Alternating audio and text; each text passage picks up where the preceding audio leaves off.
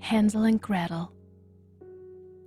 Once upon a time, there lived a woodcutter and his wife. Their early days were lived in bliss in a small wood cottage with their 2 children, Hansel and Gretel. These children grew up to be wise beyond their years. Hansel was smart and charming, where Gretel was cautious but quick-witted. The 2 children loved to skip stones in the lake half a mile over. Hansel and Gretel spent most of their time finding the perfect, flattest skipping stones. Their collection of stones was large, as they spent more time collecting than actually skipping the rocks. Over time, they had acquired a strange companion, a bird who would steal their stones and hide them in various places all over the land, though Hansel and Gretel knew not why. At the peak of their childhood, a great famine struck the country where Hansel and Gretel lived. It left the rich secluded from the middling and poor classes. The merchant class fought to survive, and the poorest of the poor plummeted into utter starvation. The woodcutter and his wife, along with Hansel and Gretel, eventually struggled to stay fed. The recurring moments of starvation gradually caused the woodcutter's wife to go insane. One evening, after Hansel and Gretel had been tucked into bed, the woman approached her husband. "We must survive the upcoming winter. We must," she started. "We cannot feed everyone in this small house. We cannot." "Well, what are we to do?" the woodcutter asked. "We must leave the children alone in the wooded forest. That way, we will only have to feed ourselves," she replied. "If we leave them there, they will surely starve," he cried. "And if we keep them here, we will all surely starve," she replied. Little did the woodcutter and his wife know, but the children, Hansel and Gretel, had been listening to their whole conversation. "Our mother does not want us anymore," Gretel wailed. "Shh, Gretel. Father will not allow her to get rid of us," Hansel replied, attempting to calm Gretel down. "Oh, but what will Father do once we are left alone with our mad mother?" Gretel asked. "I will protect you," he replied. Now Hansel was very smart. His plans of action were always calculated and efficient. The next day, before they were ordered to start on the household chores, Hansel ran half a mile down to the lake. He gathered dozens of skipping stones. When he returned home, Hansel could see that his mother and sister were packing up for what looked like a normal journey into the woods. Though Hansel knew that this time their mother had different plans for them. "Times are tough, my dear children. We must venture into the forest to help your father with his work," she declared. "But," both children started. "No buts," their mother scolded. And so, Hansel, Gretel, and their mother journeyed into the thick wooded forest. It was as eerie as thick fog on a stormy night. The sky was a dark gray, and the trees were black and gloomy. Luckily, Hansel had remembered to drop the shimmering stones on the ground every few feet so they could follow them back on their return home. "Hansel, what is it that you think you're up to?" their mother shouted impatiently. "Mother, Mother, look at those squirrels in the tree. I swear they're dancing as if they're fit for the ball," Gretel called, using her quick wit in order to distract their mother. Gretel knew exactly what Hansel was up to.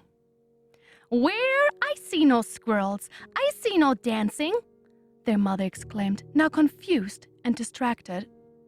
"Oh, hurry on up. We only need to travel a little bit further," their mother grumbled. "Where are we going, Mother?" Hansel asked. With no response, the children's worst nightmares were confirmed.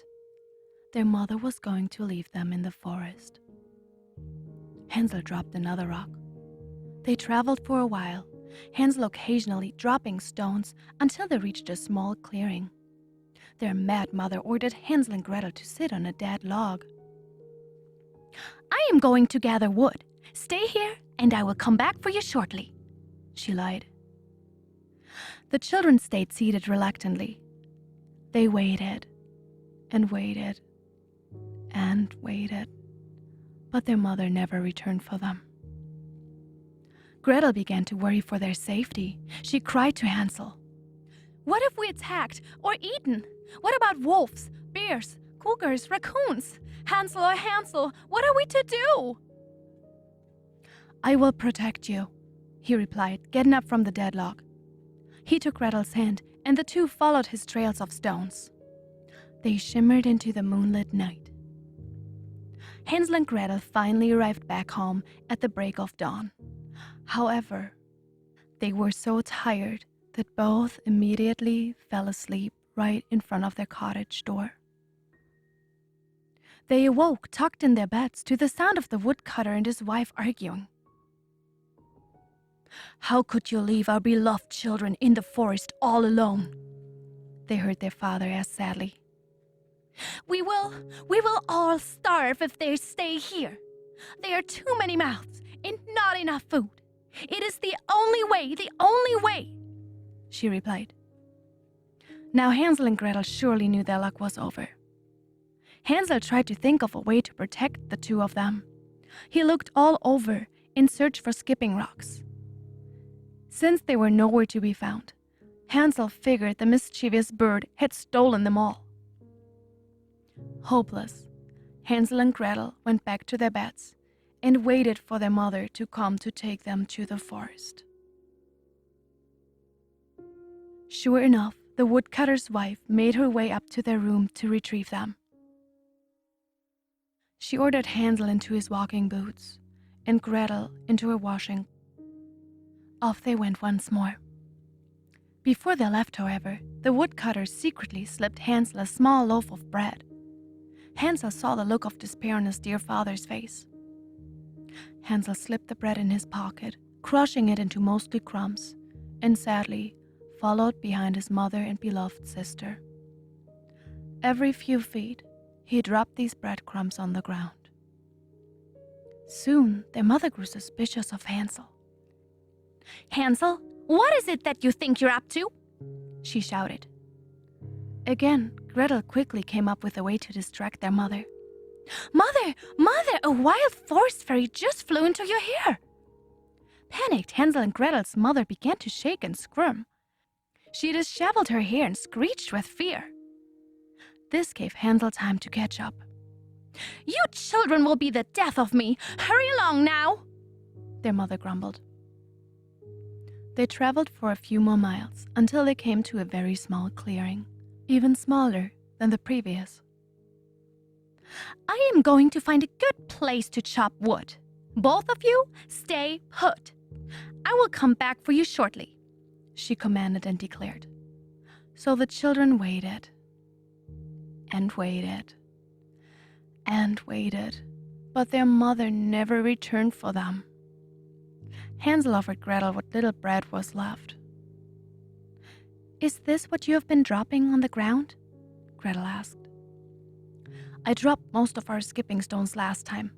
Mother led us down a different route today, and that stupid bird must have stolen all of our stones. The breadcrumbs will be here in the morning, and we can follow them on our return home," Hansel replied. "In the morning? Hansel, I will not stay here overnight," Gretel cried. "What about wolves? What about—" Gretel began. "No wolves, bears, cougars, raccoons, muskrats, or squirrels will get us. I will protect you," Hansel promised, interrupting his frantic sister. They relaxed in the very small glade, resting their feet and playing guessing games. Suddenly, their noses were filled with an oddly sweet aroma. The children followed the wonderful scent. It grew stronger and more delicious. Mouths dripping with drool, Hansel and Gretel finally reached it. In front of their eyes and noses sat a house made entirely out of the most delicious-looking sweets. The roof was coated with fluffy white icing. Pink, sticky syrup drizzled and dripped along the sides of a dark chocolate exterior. A gumdrop doorframe was sopping with sparkling icing sugar. A frothy milk chocolate river flowed under a gingerbread bridge that led to a gingerbread door, and a lollipop garden set in front of a large crystallized sugar window. Hansel and Gretel stood stunned for a moment, and then, without caution or hesitation, they ran to the house and began stuffing their faces full of candy. "What little pretties have come to my house today?" screeched an odd voice. Hansel and Gretel stopped short and stared at one another. Each was messy and covered in candy. "Oh, two little ones to enjoy?" the voice screeched again. Hansel and Gretel turned and stared at a very small woman with scraggly hair wearing a long pink dress. She was very strange looking and smelled quite funny, a little too sweet. The old woman then invited Hansel and Gretel into her house. "There's more candy in here. Fresh candy, my sweets," she called to them, motioning them inside her house.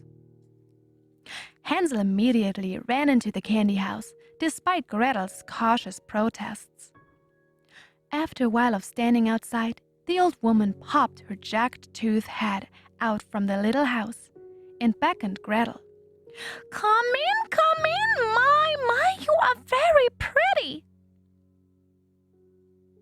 With this, Gretel eventually followed inside the house.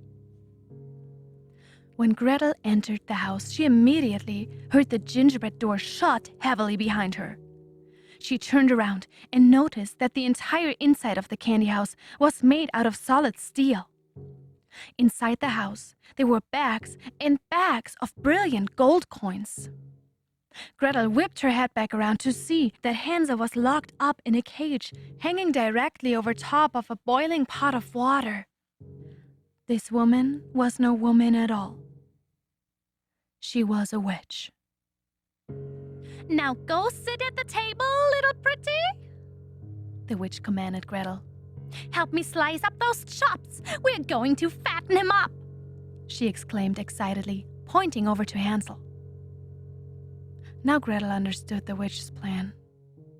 She had used her candy house to lure them inside so that she could eat them up for dinner.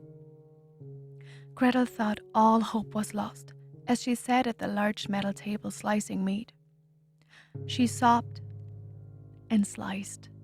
She sliced and sobbed. Gretel filled 3 large buckets full with the fatty food for the old woman to cook in her large boiling pot. Poor Hansel sat anxiously, thinking of a way to escape. He watched as Gretel threw the scraps and bones into a separate pile beside the buckets of sliced meat. Suddenly, Hansel was struck with a brilliant idea. He started to cough violently in an attempt to attract Gretel's attention. "Oh, quit your hacking. You better not be sick if I'm going to snack on you," the witch shrieked. All the commotion caused Gretel to look up in Hansel's direction. He motioned her to distract the witch. Seeing her poor brother's desperation, Gretel scoured her brain for a way to distract the evil old woman. After a moment of thought, Gretel cried and dropped her knife. "Oh my!" she cried. "What do you think you're doing? Go back to work!" The witch shrieked once more. I think I saw a dragon outside," Gretel cried convincingly. Hansel held back laughter, since Gretel's claims were getting more and more ridiculous. "A dragon, you say?" the witch questioned. "Oh goodness, that was most definitely a dragon I saw. It will surely burn down the forest with its fiery breath, and then your candy house will be revealed to all the grown-ups in the land," Gretel declared. "How will you ever catch children if your candy house is not secret to the grown-ups, who can no longer smell the sweetness of the candy?" Gretel questioned with her voice sweet as a syrup that dripped from the roof. With this, the witch unlocked the steel door and ran outside in search of the supposed dragon. Hansel quickly motioned Gretel to hand him one of the bones lying in the scrap pile. Gretel held up a large bone, but Hansel shook his head. She held up a thick bone, but Hansel shook his head, and then, from the bottom of the pile, Gretel found the thinnest bone of all and brought it over to Hansel's cage, for she knew what he would be using it for. He told her his plan just in time for them to hear the witch hustling back. Just as Gretel sat down at the large metal table, the witch stormed in the house looking puzzled. Well, no dragon inside. Not even the tip of a tail or the smell of smoke, she exclaimed. Perhaps he smelled you coming, Gretel replied frankly, continuing to slice the chops. Dragons have a sharp sense of smell, you know, she said curtly. Shop larger. The larger the better, little pretty, the witch demanded, closing the steel door, but forgetting to lock it. As the witch focused on Gretel's slicing, Hansel quietly maneuvered the thin bone around in the keyhole of his cage. Cling, click, ding. Slowly and quietly, Hansel removed the bone and waited patiently for his plan to unfold. Once Gretel had finished her slicing, the witch walked it over to the pot located directly underneath Hansel. Well, what are you waiting for, little pretty? Help me get this food in the pot, the witch ordered Gretel. That pot doesn't look quite hot enough, Gretel said. I will dip your little feet in and we can check, the witch sneered. How can you trust that I will say it is hot enough? I will surely lie, and then the food will never be cooked for my brother to eat, Gretel replied. The witch furrowed her brow and looked from the pot to Gretel and back again. Oh, I suppose you're right. Stay here. I will check to see if the water's almost at a boil, the witch huffed. Gretel remained behind as the witch approached the pot. Gretel waited for Hansel's signal.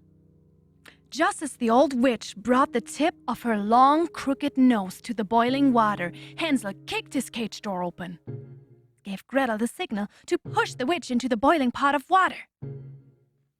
The witch toppled over into the pot just in time for Hansel to land right on her head, avoiding the hot water beneath his feet. The witch toppled over into the pot just in time for Hansel to land right on her head, avoiding the hot water beneath his feet. The heat from the water melted the old witch into sweet, gooey syrup. The children ran out of the house once they had gathered the sacks of gold that the witch had stolen over the years from the other children that came by her candy house. Hansel and Gretel followed the path from which they first smelled the candy until they reached a very small glade where Hansel had last dropped breadcrumbs. However, the children found that their breadcrumbs had been eaten and replaced by their favorite stolen skipping stones by none other than the rascal bird that had stolen them. The bird chirped happily as it finished its last breadcrumb. Apparently, the bird had been hungry too. Hansel and Gretel gathered the skipping stones in the bags of gold and made their way home. Hansel and Gretel gathered the skipping stones in the bags of gold and made their way home. When they arrived, they ran into the embrace of their dear father, who had become a widowed man after their mother had, ironically, died from food poisoning. Their father welcomed them home and apologized for letting their mother's wickedness overcome him. They lived in happiness for the rest of their days, sharing their newfound wealth with the land and, of course, skipping stones in the lake half a mile over while feeding their naughty bird breadcrumbs. The end.